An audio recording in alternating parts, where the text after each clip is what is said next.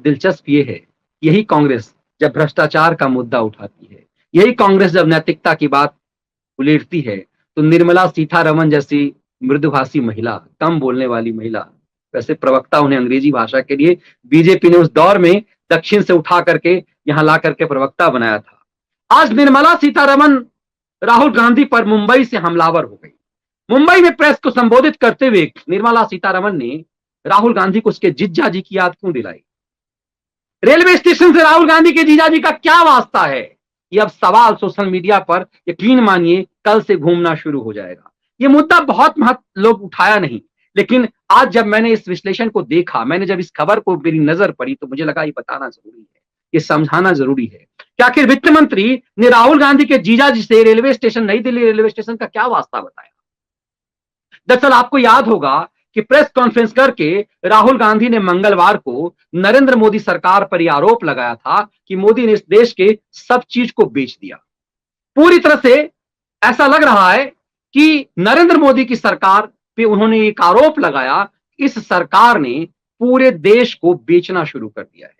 उन्होंने कहा कि रेलवे स्टेशन बेचे जा रहे, पूरे एयरपोर्ट को बेचा जा रहा है, और जैसा मैंने इसका विश्लेषण किया था कि इस पूरी प्रक्रिया से लग रहा था कि नरेंद्र मोदी के ऊपर वो आरोप ये लगा रहे हैं, आरोप लगाने के बदले वो स्टार प्रचारक नजर आ रहे हैं। दरअसल राहुल गांधी लगातार अपने पीसी में ये कह रहे थे कि कुछ निजी कंपनियों को ये पूरा प्रोजेक्ट जो है दिया जा रहा है, और उन्होंने आंकड़े बताए कि कैसे लाखों करोड़ रुपए खर्च किए जा रहे हैं और इस तरह से सड़कें बिछाई जा रही है, रेलवे स्टेशन बनाए जा रहे हैं।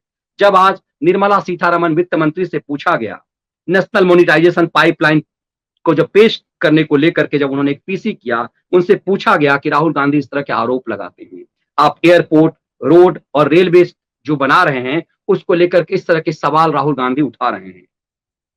निर्मला सीतारमण ने कहा कि राहुल गांधी से पूछिए कि उनके जीजा जी ने नई दिल्ली रेलवे स्टेशन का क्या किया। उन्होंने कहा कि कांग्रेस के दौर में नई दिल्ली रेलवे स्टेशन को पट्टे पर देने का निविदा दिया गया था, आवेदन मांगा गया था, नई दिल्ली स्टेशन को बेच देने का पूरी तरह से निजी कंपनी, और उसमें उनके जीजा जी की क्या भूमिका थी ये राहुल गांधी को बताना चाहिए।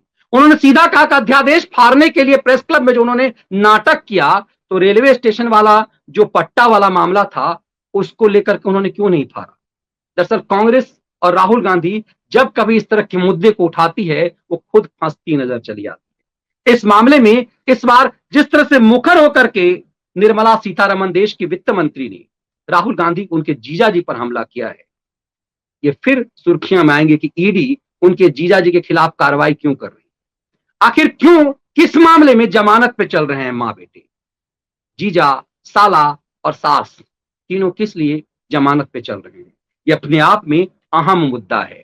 इसीलिए जब कभी भी भ्रष्टाचार के मुद्दे को राहुल उठाते हैं खुद ही फंस जाते हैं।